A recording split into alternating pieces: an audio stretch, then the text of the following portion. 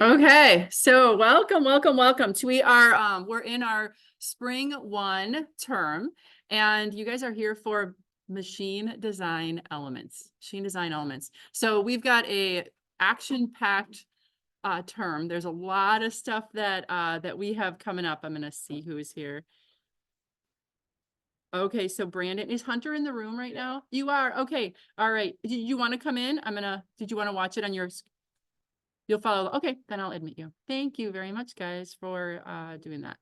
Okay, so I want to get started today. Our plan is we're going to do our syllabus course overview, kind of do some introductions, and then we're going to start working on module 1 right away. We've got like stuff to do. I think we've got like 11 modules that we have to get through in 8 weeks. So we're gonna be doing a lot all the time. Okay. So it's exciting. It's good. We've got a lot of good stuff that we want to cover. So first and foremost, you're gonna want to like log into our machine design elements Canvas website, where this is where we're gonna have everything housed. So when you come in here right now, you're going to notice that it's kind of our welcome screen. This was available to you last week. You could kind of start poking around. I have made a change to our syllabus. So if you did look at it last week, actually just as early as this morning, I made a change. So I'll point those things out and as we go along. But this is going to be your welcome screen. I'm not going to go over Meet Your Instructor. Many of you have had me already, but if you are curious, it's kind of the same information, and we'll talk about introductions a little bit later. So that's there, nothing required there, just for your information. But the syllabus is where we're going to start today. So I'm going to go over to the syllabus on the left side here. You'll notice that I did update this today. So this, if you did look at it or print it out, there is some slight differences, and I'll point those out as we go along. But I'm just going to pull it up here on our screen, and then we'll just kind of follow along. So this is boilerplate at the beginning here. You're going to notice that, kind of all the normal stuff. So here's our machine design elements. You may hear me refer to it just as machine elements. I've taught this very same class for a number of years. And at the other college that I taught it at, we called it just simply machine elements. So if I say machine elements, it means the same class. Don't worry. So this is a 3-credit course. It's 64 hours.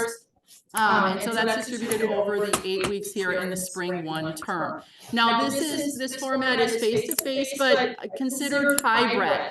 Right now, how I have it scheduled is on Tuesdays, we are going to be here in this classroom. I'll be here broadcasting live. Every single time we get together, I will be using Zoom, broadcasting, as well as recording each one of our sessions. Okay. On Thursdays, my intent is for it to be Zoom. So I'm going to be broadcasting from my home on Thursdays, but this room can be available for anybody who wants to come here. Okay. Just so that you know. Now, if you use the computers that are in the room, they do not have a webcam, and they don't have, I don't think they have a microphone either. So you may want to bring a laptop for those days, because when you're virtually live, you can put chat messages in, but it's not always as immediate for me to see. But if you verbally let me know if you have a question, it's just kind of easier. Okay, just so that you're aware. All right. So that's the plan. Same times that we would be here, this room would be open for you. If it happens to not be open,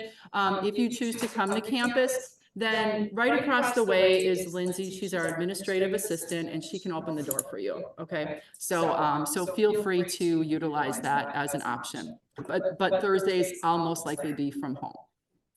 And then as we look here, you're going to notice that we have a nice long description. So we're going to be covering a bunch of stuff. So gears, we're going to revisit and kind of finish up the design. You would have had kinematics before this class. So we talked about gears and V-belts and chain drives, but there's a little bit more work on those. So we did our kinematics. Now we're gonna actually finish those up. You'll notice there's shaft design, there's bearings, there's clutches, brakes, linear drives, and we're also going to do a project. Okay, so we're going to design the elements for a double reduction gearbox. So that'll be kind of fun. Then you're going to notice that we have our prerequisites listed here. So if you're in the class, you've met these already, and those probably look familiar to you. And then our textbook. The textbook that we're going to be using is the Mach Machine Elements book. Okay, we will be using this. All right. So sometimes I know students like to maybe drag their feet and kind of see if we're actually using it. This is probably the best book in the program. This is going to be even one that you're going to want to buy and not rent. So just so you know, we're going to be digging into this today already. Okay. So the information for the book, you can get it in our bookstore. You can get it online on Amazon if you wanted to. All the information is there for you. Now, additional other supplies that you're going to need for this course are, you're going to want to have a flash drive, because we have hi, Jonathan. Because we have some files that we're going to be referencing. In particular, we're going to be using Excel in a number of places. Additionally, you're going to want to have a scientific calculator. I don't dictate calculator, just make sure you know how to use the one that you like to use. Make sure you have a pencil, paper, take notes. Computer with webcam, whether that's here in our lab or at home, and then internet access. Okay, so any questions about that stuff so far? All right, so then who is your instructor? It's me. Many of you, like I said, have had me before. Some of you maybe haven't, so that's okay.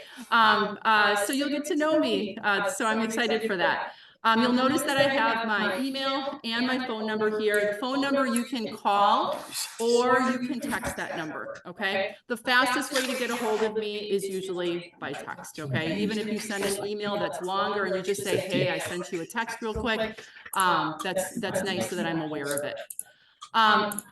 As far as my response time, I do my best to get back to you within 24 hours or less. But if you don't hear from me, just kind of remind me, say, hey, did you get a chance? Because if I get your message at a time when it's just, I'm doing something else and I can't immediately respond, sometimes it might get away on me. Okay, so just remind me. And I do say here, I don't guarantee a response on weekends or after 8, but as many of you know, I do. Okay, so it's not, I usually, the only reason I say after 8 during the week is because sometimes I'm in bed by like 9. I get up early, and then on weekends, as long as I have the availability and the resources, I'm happy to help you. Okay, so feel free to contact me during those times, but it might be a little bit more delayed. The Zoom link is in Canvas to attend our lectures. So as I said earlier, every one of our lectures is going to be broadcasted virtually live, and I am going to be recording them. So if you've had me in the past, you know how that works. So if you end up, wanting to be virtual, you don't have to ask me or tell me, just make sure that you're on when our class starts, and you can get access to everything that way. My office hours, Monday, Wednesday, Thursday, pretty much about an hour before any one of my classes starts. But I would always suggest making an appointment with me, just because even though I'm here on campus, I might not always be like sitting at my desk waiting for somebody to come. And many times people don't. I don't think anybody's ever visited me during my office hours. Usually we kind of arrange it, between us, here and there. So those are there, but always make an appointment just so that I know that you will be coming. So what are you going to be learning? Long list, okay? A lot of stuff we're going to cover. So every time that we're together, I know in the past we've had the opportunity to have a little bit of extra time to work on homework or have a work day. I don't think we're going to have one of those. So we're going to be busy as we go through here. So make every effort as much as you can to make sure you're always coming to class and or following up with the recordings and such, and staying on task. So again, I'm not going to read through these with you, but we're covering a lot. As far as critical life skills are overarching skills that as a student graduating from WCTC, as you work through these programs, you're going to be touching and getting assessed on the 4 items we see here: good communication skills, critical thinking and problem solving, relationship building, as well as self-management. In this course, we pretty much do all 4 of them at some point in time. So and that's kind of the nature of like engineering disciplines, especially the critical thinking one and the communication. Those two are and self-management. So those 3 are big. As we look at our program outcomes, because you're enrolled in the mechanical design technology program or the mechanical engineering technology program, you will have what we call program outcomes. So again, by moving through an associate's degree in either one of those disciplines, you will be, you know, gaining skills. And in this class, you're going to gain, and as part of that list, design of mechanical components and products. You'll also look at analyzing mechanical and engineering problems, selecting purchased parts from vendor catalogs, and then also perform in a professional and ethical manner. So, you know, being able to document and present your results, if you would. So, so those are the things in this class that you're gonna kind of touch on, if you would, through the stuff that we have going on. So are there any external standards to be addressed? So the ASME 14.5, when we're looking at anything, you know, dimensioning wise or tolerancing wise, we refer to that. So that one's listed here. What technology or technology skills do you need for this particular class? So in terms of technology, really having internet access, and we'll have that in this room. So whether you choose to be on or off campus, just make sure that you have a good internet connection, and then webcam capabilities if you're not in this room. I know that in here we're limited, but again, I would suggest on Thursdays when you know we're virtual, I would probably bring your laptop if you have that available, just because it'll allow you to ask those questions in real time. Okay. Mechanical design lab, all the software is here. If you wish to attend virtually, then you'll need to have these items at home. So, so that's that. And then as far as technology related skills, just really have a good understanding of navigating a computer with Microsoft Windows. And then additionally, I like to say, kind of moving around Canvas as well as our WCTC network. If you're at this point in the program, you've got it, right? You've done this multiple times. You've had multiple classes. You've been here at WCTC for quite some time. So I'm certain that you're solid on those things. If you do have any technology problems, even if you know it's my computer that's the problem or whatever, we have a help desk here. It's kind of like your personal geek squad. It's part of being a student here. It's a benefit. So, you know, check out the help desk. If you're having problems with, you know, opening a file or a software is not working or whatever it could be, the help desk is really good at, you know, at least giving it a good try to see if they can resolve your issue. So their information is there. Now in this class, what are you going to be graded on? And this is where some of my changes took place. So, so you'll notice here that we have module homework assignments, okay? And as we look here, there's actually two types of assignments that we're gonna have. The first one is gonna be module practice problems. That's gonna be 20% of your grade. These are gonna be done during our lecture, and I call it /demo time. When I lecture, I'm not going to, you know, I'm not just going to have, there'll be parts where I do a PowerPoint presentation, and I'm not just going to like go through and, you know, lecture you on concepts. Okay. What we do here, it's more hands-on and going through examples. So, you know, we might have some PowerPoint, you know, stuff, but then we're also going to be sprinkling in a number of examples that are going to mimic then the module assignments that you're going to be handing in independently. So I am going to grade you on the practice problems, and they are going to be problems that we literally do while we're going through our lectures. So I'll be letting you know, like if we run an Excel program or an Excel file to help us with some calculations, I'll say, okay, you're going to take a screenshot here because this is going to be what you're going to show me that you did for your practice problems. Okay, so I want you actively learning when we're going through our lectures. Okay. I know it's tempting to want to jump to the homework and just get that homework done. And I like the flexibility that we offer here for, you know, being able to be on or off campus or virtual or catch the replay. But I don't want anybody to skip the practice problems that we have, because that's setting you up for the expectations of how you're going to do your homework. So like I said, I strategically picked my module assignments to go hand in hand with those practice problems. And then the practice problems give us that practice so that you know what's expected. Now, these practice problems, and I know they're new to many of you because it's something I'm starting this semester, or this semester. This is going to be like a check for completion. So basically what you're going to do is you're going to follow along with my lectures. I'm going to kind of cue you on when you're going to do what and all that kind of stuff. So, so as we go through, you're getting the practice and you're getting these practice problems done. And I'm basically giving you the answers, if you would, all right? In education, we call this like a formative assessment. It's kind of a low ball, you know, type of, or a low stakes type of an assessment, if you would, but it's just making sure that you're getting what you need for the practice before you're supposed to perform in the assignments, okay?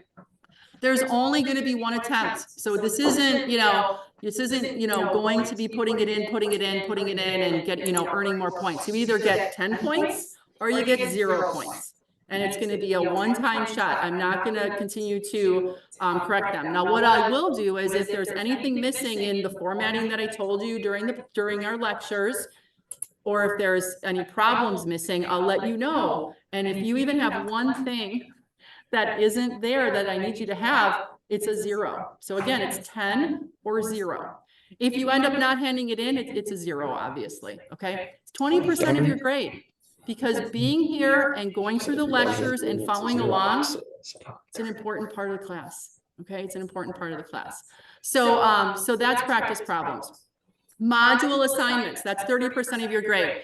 Here, you're going to get 2 attempts. You're going to get your initial submission and 1 correction, okay, and 1 correction. So if you hand something in and there were some, you know, things missing or needed to be updated, you always can make those corrections. I believe that that's an important part of the process, okay? And you get 1 time to do those corrections, not unlimited like in the past.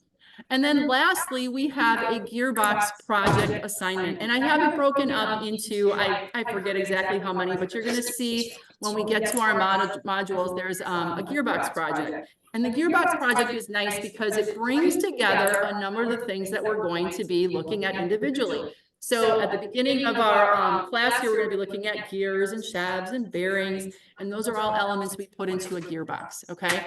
And then the project, what it does is it's going to bring together for you the opportunity for everybody to have their own specifications.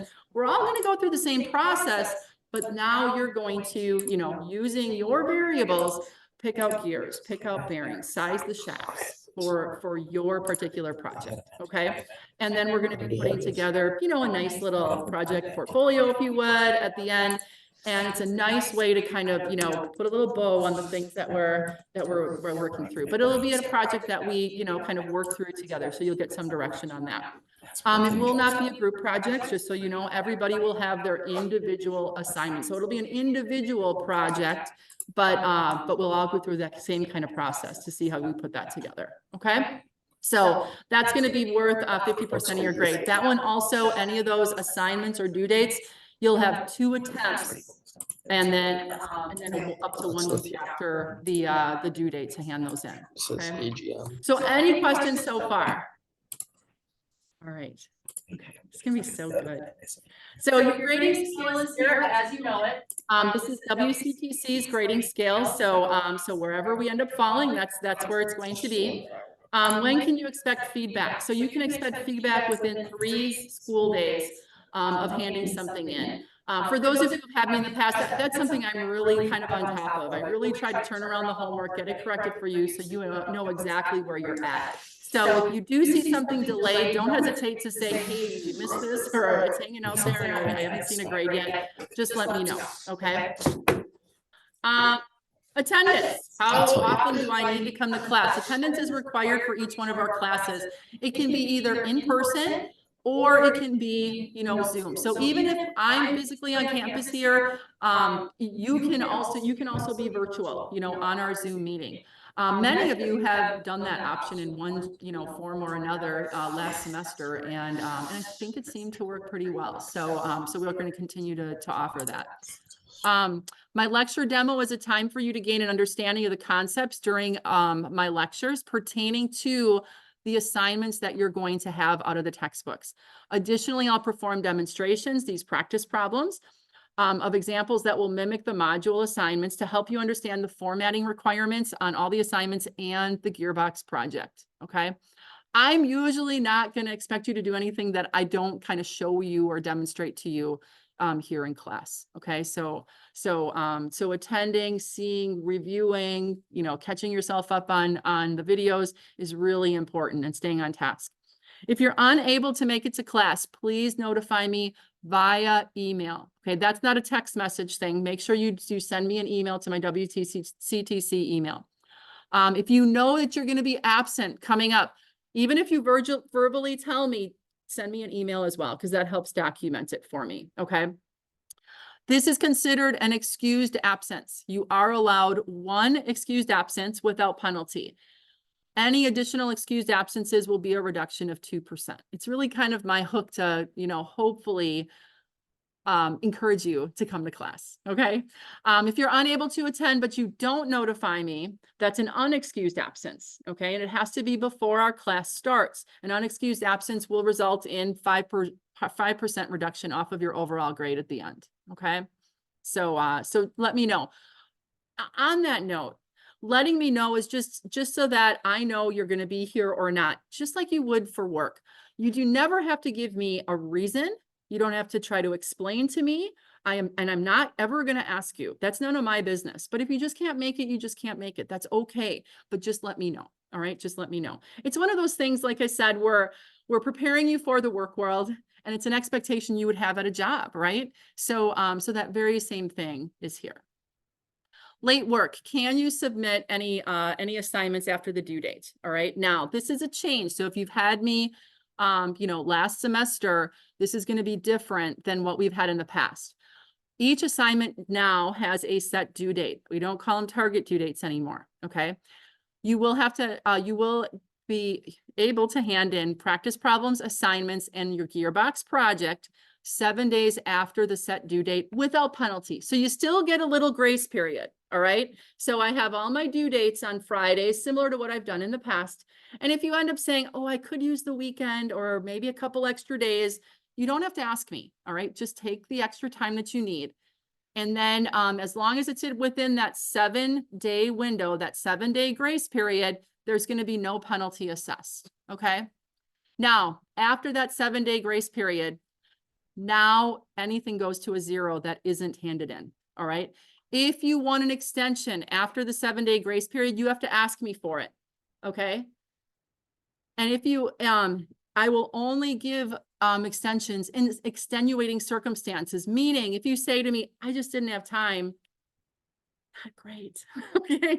I'm not giving extensions for that reason, but things come up. All right. Things happen in life that are like out of the ordinary. You know, when this class is, you know, how many hours we're going to be meeting. Okay.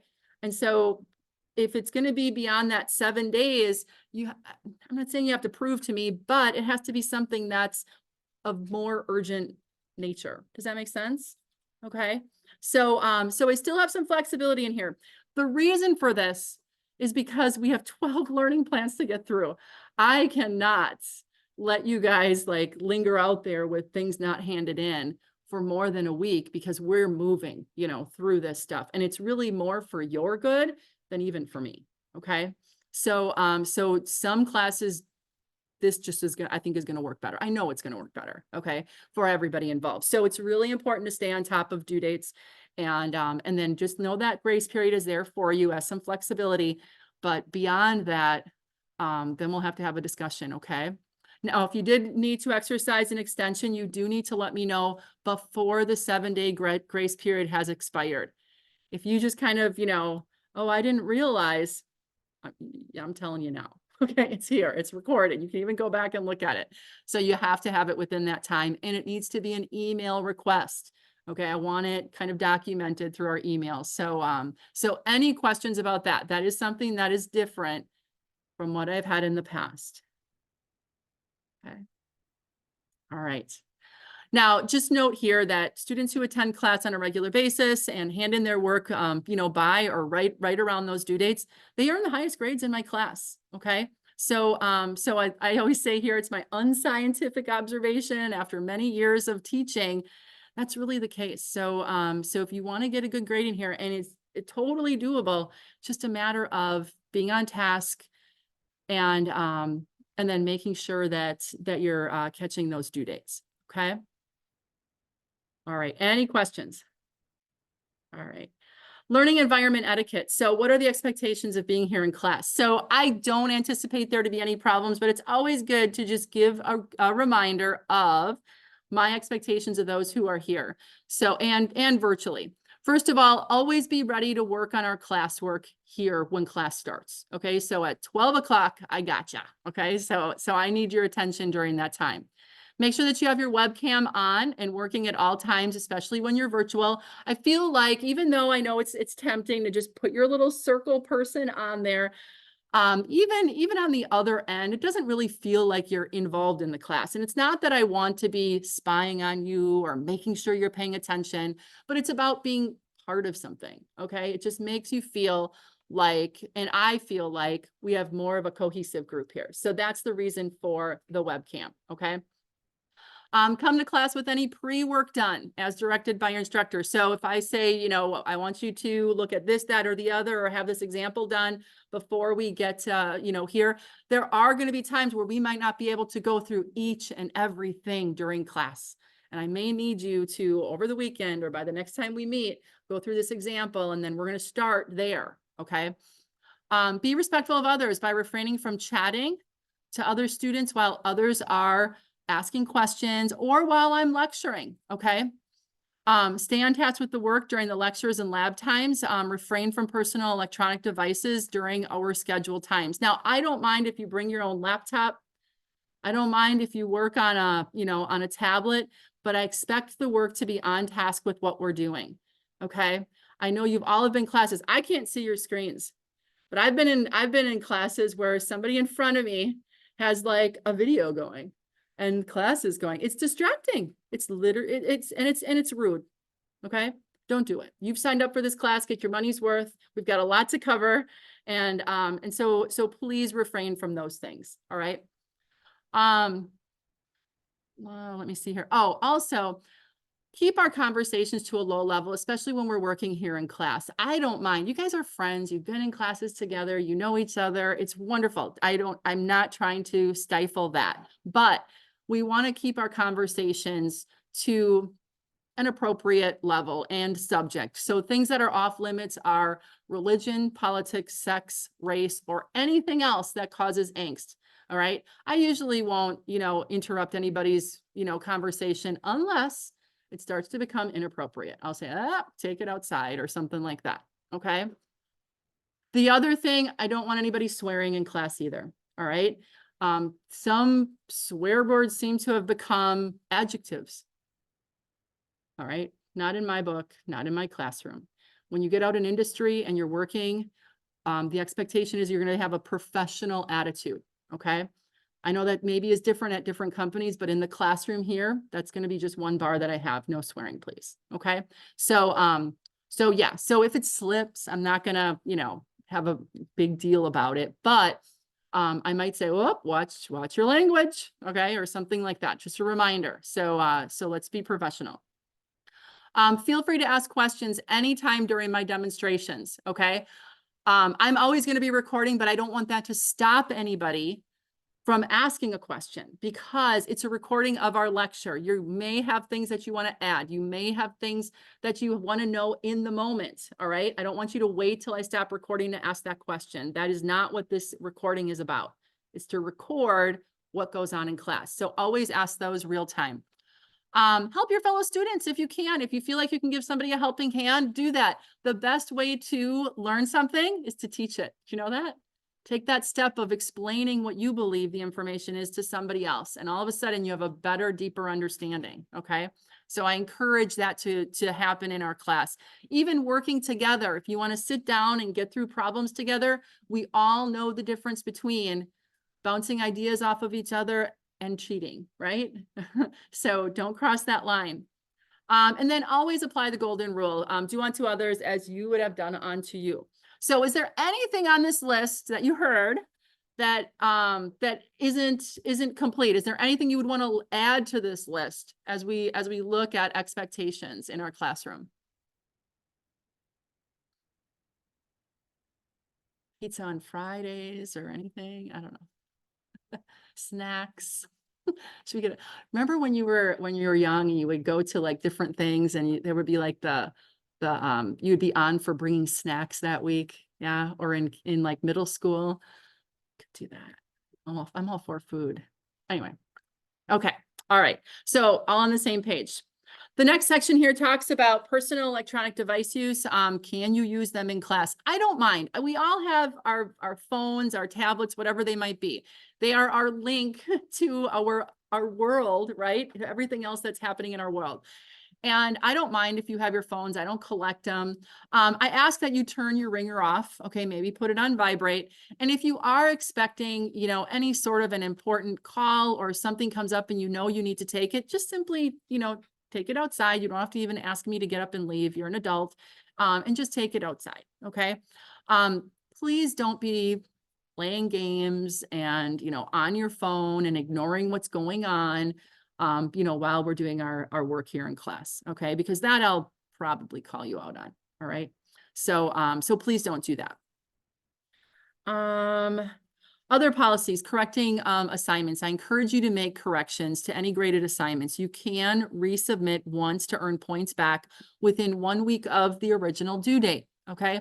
So for instance, if we have a module assignment that's due on Friday and you hand it in the following Friday, right before the end of your grace period, you won't get corrections. Okay. Because remember, you can make corrections, you know, through those 7 days after.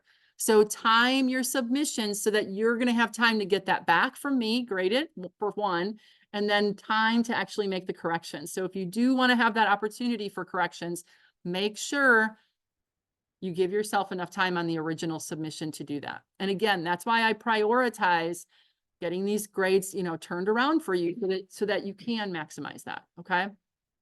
Course extensions. There are no extensions after the end date of this course to finish up or submit work.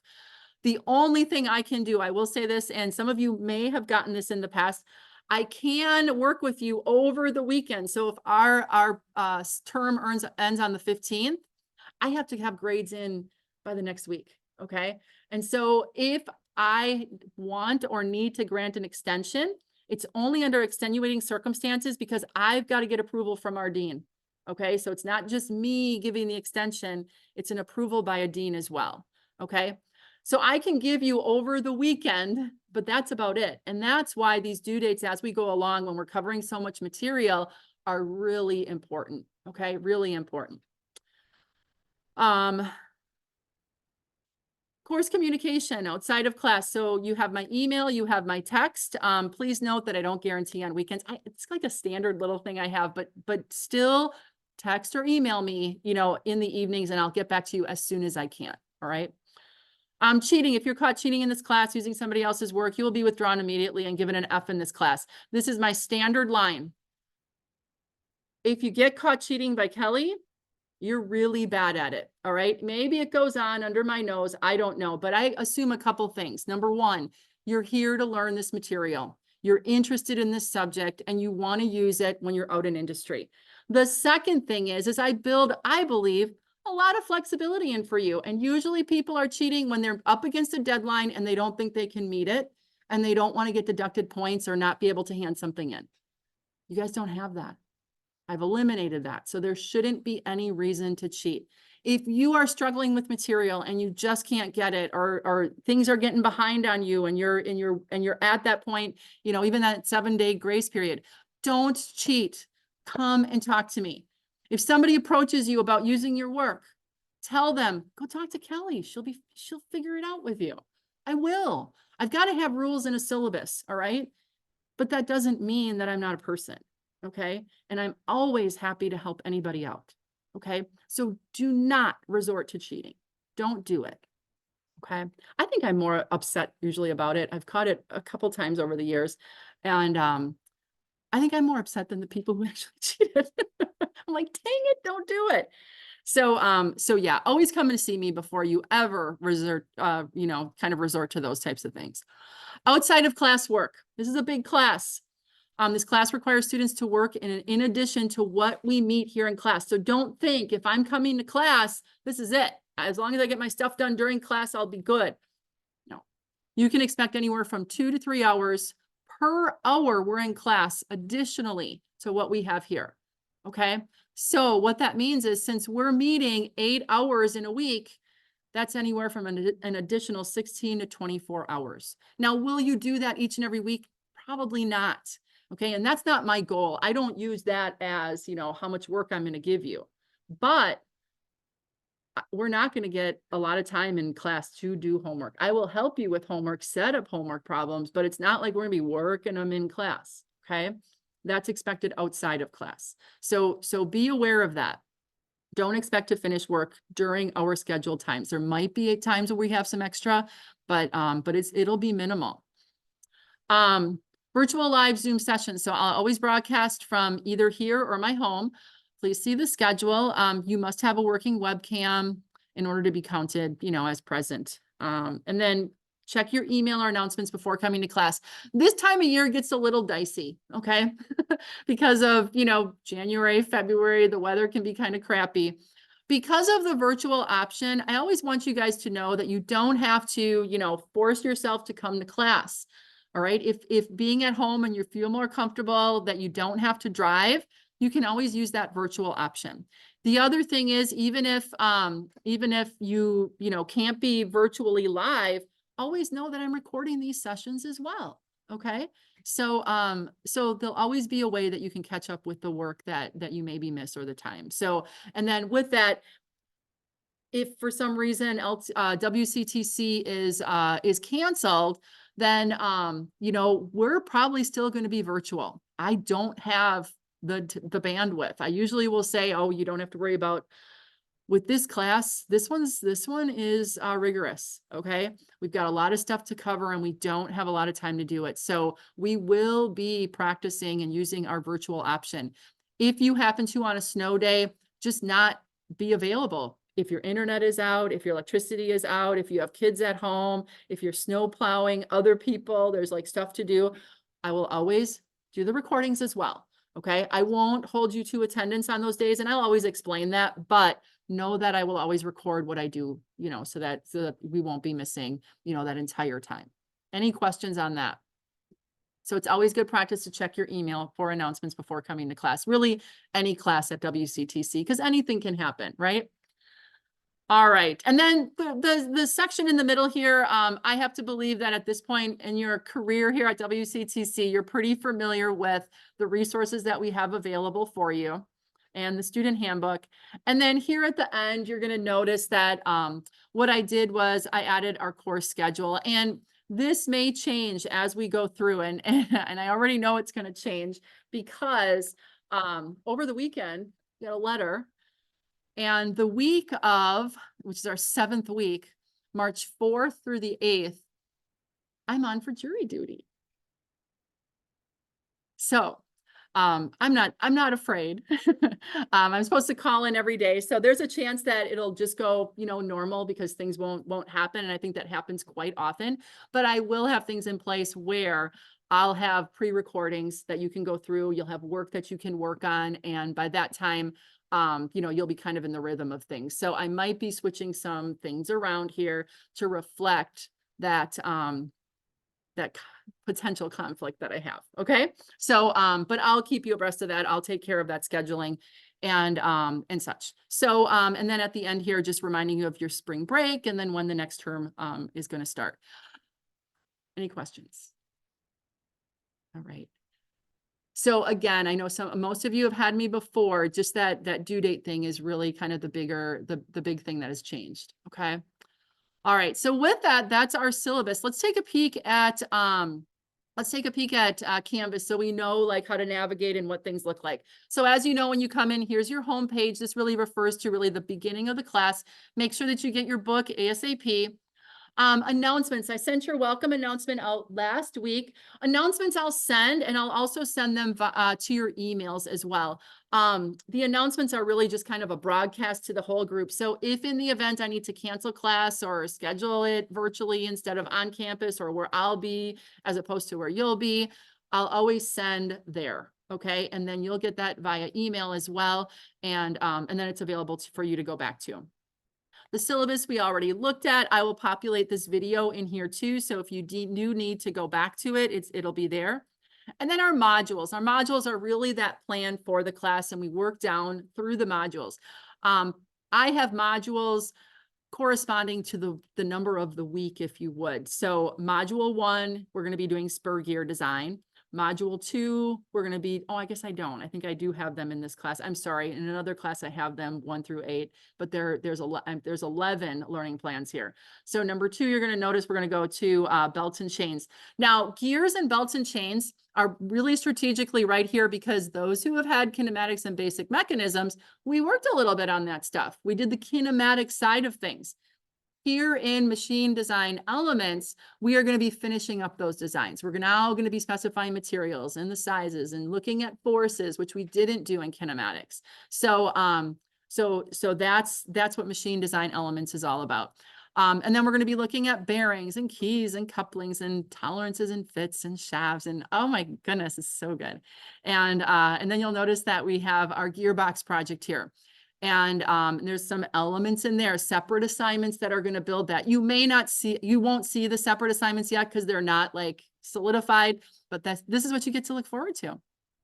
Then we've got springs and linear motion elements. Now, underneath each one of these, I'm going to go up to the top because these are open to you, these first couple. You're going to notice that we're going to always have a learning plan. The learning plan, if we click on that, that is going to give you the chapter that we're going to be referencing, the PowerPoints out there, any other, handouts or references that we're going to be using during that class. I also am going to be letting you know what our practice problems are going to be. So, so the examples that we go over in class are going to be part of that practice problem that practice problem grade that you're going to get. Then there's also going to be a spreadsheet for most all of the assignments that we do. In this class, there might be a little bit of spreadsheet writing at the very end of our course, but at the beginning here, we have canned spreadsheets that we're going to use to aid us in the design so that we can efficiently get through this. You guys all have had that computer programming class, which was an Excel class. And in there, you focused on writing the spreadsheets. Now we're going to use them to help us do these calculations. And if you have some that you want to, pull out and use, you're welcome to that. And then you're going to be completing your assignment. So if I go back a level here, you'll notice that I also have session recordings. So as we have our recordings for Module 1 spur gear design, if you click on this folder, you'll see those populated with a date and a description of what each one of those are. So again, if you need to go back to it or if you need to watch it, they'll be there. Now, what you're going to be doing and handing in practice problems and an assignment. So if I click on my practice problems here, these are going to be you following along with the examples that I'm planning on doing in our chapter. Okay. And then because they're going to be utilizing spreadsheets and some canned calculations, I'll let you know exactly how that's formatted. So it's probably going to be the combination of screenshots on your Excel spreadsheet showing me that you did it. And then if there's any additional calculations that we need to do, you'll do those on a separate piece of paper. And then you'll simply scan and or take pictures of that and upload it to the Dropbox. Okay. And then the focus is really going to be on making sure that you're number 1 doing them, number 2, the formatting that I'm looking for so that we're all on the same page when you start handing stuff in. And then at the very end, there's going to usually be kind of a recap, a couple questions. So it says when you're submitting, you're going to do your screenshots, but then you're going to complete each sentence below at the end of the document. So I want to know 2 things that you learned in Module 1. Just tell me, what are 2 things that you picked up that were new? What are 2 things that you feel that you need some additional practice on? All right. And then also tell me what you think the main objective of Learning Plan 1 was, just kind of checking. Now, this is not a quiz. This is you just telling me the answers to these, because it's then my insights on how clear was I? What are things that I need to go over? What sat with you well and what you feel like you still need practice on. Okay. And those are just your personal view on that. Okay. So at the very end of your assignment, you'll add these answers to these questions, whether it's handwriting them or typing them. I really don't care. Okay. So as we're doing our practice problems in our lecture, you'll get more insights on what's expected here. Okay. But this is worth 10 points. Okay. Remember, it's 20% of your grade. And it's kind of like a participation grade. It's like, yep, I'm doing the stuff that I need to prepare me for then your assignment. So if I go back a level one more time, then notice you have an assignment 1 corresponding to module 1. So if I click on my assignment, here you're going to have an assignment sheet. I do have, if you're in class here, I'll always print those out for you. Here it comes. And this is going to be the problems at the end of the chapter that you'll be doing for me. Okay. And we'll always during our lecture go over these and talk about the expectations. But as you can imagine, most of them are going to be, you know, very similar to what we're going to be doing in class during our practice problems. Okay. That's my whole point of kind of preparing you for that. So you've got a good understanding. Okay. And then you're going to notice that same type of format play out in the next modules as well. Okay. Any questions at all at the moment? All right. Okay. So what I'm going to do now is I'm going to stop the recording. I'm going to stop sharing for a moment. I'm going to stop the